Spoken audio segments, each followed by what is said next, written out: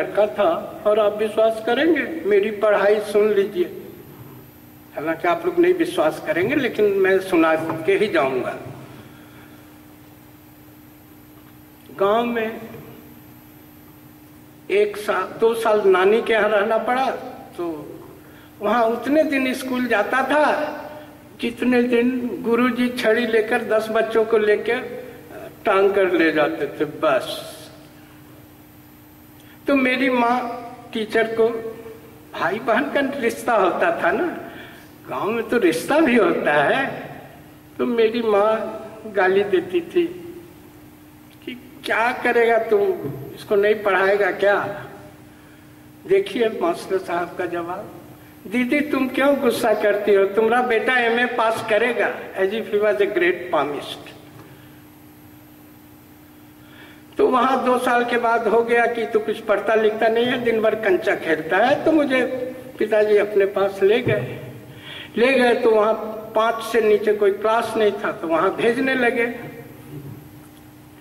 6 महीने के बाद हेडमास्टर साहब हमारे पिताजी के पास आए और कहा, सर हम इस बच्चे को नहीं पढ़ा पाएंगे।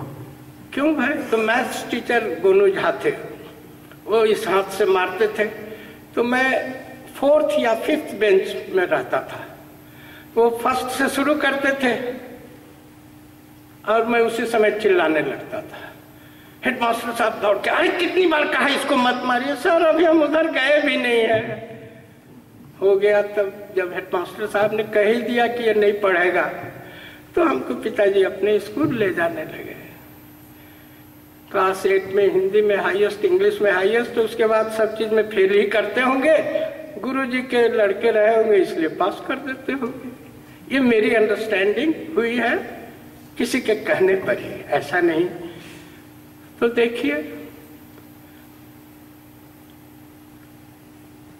बोर्ड की परीक्षा का टाइम आया, मेरे पिताजी ने डिसीजन लिया कि मैं इसको नहीं भेजूंगा। नो, सौभाग्य से मेरे अंकल गोरखपुर से आए, उनके सामने रोए गाए मेरा फॉर्म चला गया तो रिजल्ट आया, तो वहां कौन जानता है कि मास्टर का बेटा है। हिंदी इंग्लिश छोड़ के सब में फेल। और 26 दिन के बाद सप्लीमेंट्री एग्जाम हुआ एंड आई स्कोर्ड 532। अगर वो संस्कृत का नंबर नहीं कटता, 30 मार्क्स काट लिया जाता, तो I would have been a first divisioner. तो हमारे बच्चे अब नंबर देखते हैं तो कहते हैं कि पापा आपको फेल का भी नंबर है, हाईएस्ट का भी नंबर। बीएड में मैंने आई वाज सेकंड टॉपर। तो बीएड में उन दिनों ढंग से ही काम होता था। तो एक पेपर में 87, एक पेपर में 23।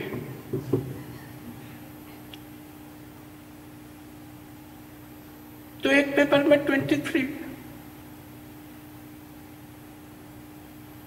और आप यकीन नहीं करेंगे, मुझे हेल्प के लिए, मेरे हेल्प के लिए टीचर ही आए थे और मैंने कहा था नहीं सर, मैं फेल करना पसंद करूंगा लेकिन मुझे कोई हेल्प नहीं चाहिए। वैसे ही एमए के रिजल्ट में ऐसे is the most difficult topic paper, highest in the university 61 और लैंग्वेज में 23। Repetition of the same thing. तो नंबर से अगर बच्चों के क्वालिटी को आप आंकते हैं तो यू आर मिस्टेकन। बच्चा कमजोर है, इट्स योर गुड लक। बच्चा टैलेंटेड है, यू आर डबली लकी। लेकिन कमजोर बच्चों से कभी भी सर ऐसा नहीं, हम सिर्फ एक्सपीरियंस सुनाने आए हैं। हमारे बच्चे कितने गड़बड़ होते थे, मैंने जहां जहां स्कूल में काम किया इतने गड़बड़ होते थे। और टीचर्स सभी तो एक समान नहीं होते। कभी कभी टीचर्स का रोल देख लीजिए। सच्ची बात कड़वी होती है, लेकिन you can see it yourself. वो 26 बच्चों को जब मैंने कंट्रोल में लिया, मैंने निकाला ही नहीं, और तो देखिए वो बच्चे टाई लगाने लगे। स्कूल में टाई कंपलसरी, तो वो टाई लगाने लगे। टीचर देखिए क्या बोलते हैं, अरे तुम कब से टाई लगाने लगा हो? फिर खोल के भाग लेता था। क्लास में बैठने लगा टीचर, सभी नहीं, मैं तो पापी हो जाऊंगा, ऐसे भी टीचर होते हैं। अरे तुम कब से क्लास में बैठने लगे, भाग ले। और आप यकीन करें सर, रावत भाटा की सच्ची घटना है, मैं साइकिल नहीं चलाता। तो मेरी तुरंत पोस्टिंग हुई थी, मुझे लोग जानते भी नहीं थे कि प्रिंसिपल है। तो एक आदमी साइकिल से जा रहा, बच्चे भाग गए, तो मैंने उसको रोका, प्लीज रुक जाइए। रुक गया, और उसकी साइकिल लेके, हम कहे आप कहीं जाएंगे नहीं, यहीं रहेंगे। और उनकी साइकिल लेके मैं पहुंचा। देखिए बच्चों का चैलेंज, किस तरह से बच्चे बात करते हैं, करनी भी चाहिए। कहते हैं ये तुम्हारा स्कूल है? कि नहीं, ये स्कूल तो नहीं है, लेकिन जहां आप होंगे और हम होंगे तो वो तो स्कूल हो ही जाएगा। जहां आप होंगे और हम होंगे, वो हमको क्या कर रहा है, ये तुम्हारा स्कूल है। कितने गड़बड़ बच्चे होंगे, लेकिन आप विश्वास कीजिए, love your child for his lapses. वो बच्चा क्या जो गलती न करे। और आप तो पेपर पढ़ते हैं, गलती का ठेका बड़े लोगों ने ही ले रखा है। भारत का यही दुर्भाग्य है।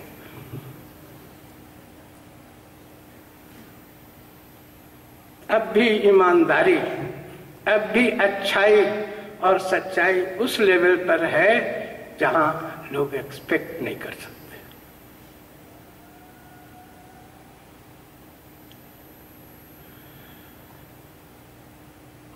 इस सेमिनार के माध्यम से मैं 2-3 बातें और शेयर करना चाहूंगा।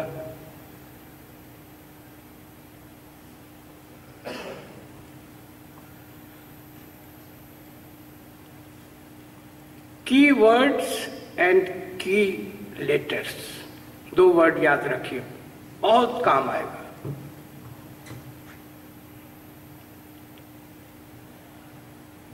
की वर्ड्स बनाइए। चैप्टर 14-15 पन्ने का होता है। की वर्ड्स की लेटर्स बना लीजिए, उतना कमजोर से कमजोर बच्चा रिसीव करेगा। ब्रिलियंट है उसको दीजिए। पढ़ाई के संबंध में साफ मेरी अंडरस्टैंडिंग है। I don't say you go by this sir. In the beginning itself I have requested you not to go by what I say, but if at all there is something worthwhile, please try to adopt and you will find that you are a teacher of excellence. 10 बच्चे normally 40 children होते हैं। अब तो 35 भी कर दिया गया है पेपर में, लेकिन नॉर्मली 40 चिल्ड्रन, कहीं कहीं तो 60 भी है। तो हम 40 को ही लेकर आपको बताना चाहेंगे कि 40 को देखिए, 10 ऐसे बच्चे हैं हर क्लास में। कमजोर से कमजोर क्लास का 10 बच्चा ऐसा है कि जो आप पढ़ाने गए हैं आपके पढ़ाने से पहले जानता है। May be due to their inner intelligence, may be due to their parents, may be due to the coaching, कुछ भी कहिए। फिर 10 ऐसे हैं जो सिर्फ उसको कहते हैं गाइडेंस चाहिए, और 10 ऐसे हैं जिसको असिस्टेंस चाहिए, और 10 ऐसे हैं जिसके बारे में कहा गया है साफ हमारे शास्त्र में कि even if Lord Brahma comes down on this earth as a teacher, he will be an utter failure. लेकिन आपके सामने मैं हूं, मेरा अनुभव तो थ्रू आउट यही रहा कि इसी 10 को हैंडल कीजिए। सीढ़ी नीचे से चढ़ी रही, तो आप देखिए 10 मिनट, क्योंकि इन्हीं 10 बच्चों की वजह से teachers like to run away from the class. कैसे रन अवे करते हैं वो देखिए। रजिस्टर वही है, खोजे चले गए रजिस्टर कहाँ, कौन जाए उस बदमाश क्लास में। आई am talking in general, I am not casting any person on any one, but बड़ा डिस्टर्ब करता है। फिर कुछ और भी बहाना लेकर इधर उधर 5 मिनट 2 मिनट। क्लास में टीचर का लेट जाना कितना खराब माना गया है। जापान की घटना कहानी आप जानते होंगे हमसे अधिक। जापान में अगर कोई उसके राइट करने का सीक्रेट बता रहे हैं, जापान में 1 मिनट अगर कोई लेट है और 100 persons आर वेटिंग, तो ये प्रिज्यूम कर दिया जाता है कि he is late by 100 minutes. आप विश्वास कीजिए, पूछिएगा हेडमास्टर साहब से। I was floating like a fish out of water throughout the journey. मैंने 6 बजे का 4 बजे मैंने कहा था, कितनी भी गाड़ी धीमे चलती, लेकिन वो तो लालू जी का भाई ऐसी रैली शेर घाटी में थी, तो हम लोग तो धोबी तक उन्हीं की गाड़ी हर जगह रुक जाए, हर जगह। एक तो गाड़ियां नहीं थी भाई, मस्ट बी मोर देन 500। उसमें किसी तरह से आपके पास आ सके। तो क्लास में कभी भी लेट जाने की बात तो इमेजिन भी नहीं कीजिए। और दूसरा है, ये अनुभव की बात कर रहा हूं, बहुत सक्सेसफुल रहिएगा और कम पढ़ा करके अच्छा रिजल्ट पाइएगा। तो ये 10 बच्चे हैं, इनके लिए 10 मिनट समय दीजिए। ऊपर में आइए, 5 मिनट 5 मिनट 5 मिनट, सबका कवरेज हो गया। 25 मिनट में आपका क्लास खत्म हो गया। तो आपको ये गाना तो कहीं नहीं गाना पड़ेगा कि 40 बच्चा 40 मिनट 1 मिनट भी नहीं पढ़ता है। If you follow it, I hope it is going to fetch rich dividend. कभी भी इस पेशे में जब हैं तो patience coupled with prudence always pays. Ramayan की पंक्ति है, धीरज धर ही सो उतरहि पारा। You have to be very patient with the child. बच्चा है, गड़बड़ करेगा, नहीं गड़बड़ करता है तो उसको डॉक्टर के यहाँ ले जाइए। बच्चा है, गड़बड़ नहीं करता है तो उसको डॉक्टर से दिखवाइए।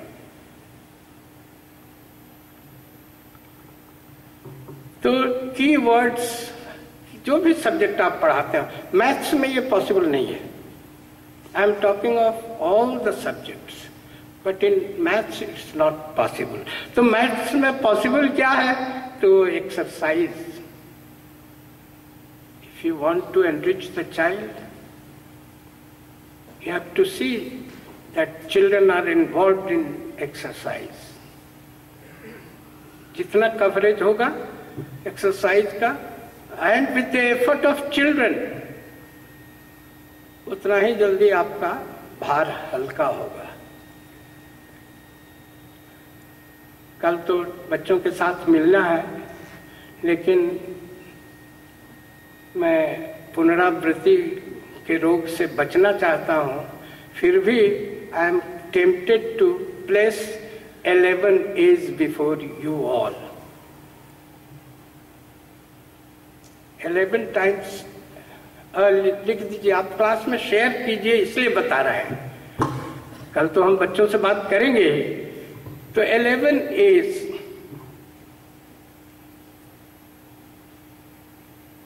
अब बच्चों से पूछिए सीढ़ी कैसे चढ़ते हैं, नीचे से ऊपर से।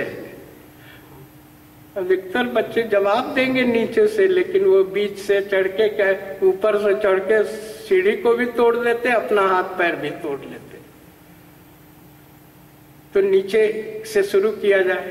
पहला, be aware what you are. Awareness is the first thing and it's for all. not only students. Be aware what you are. और जब अवेयर हो गए, लड़का है, लड़की है, टीचर है, डॉक्टर है, क्या है आप, तो analyse as to what you should do.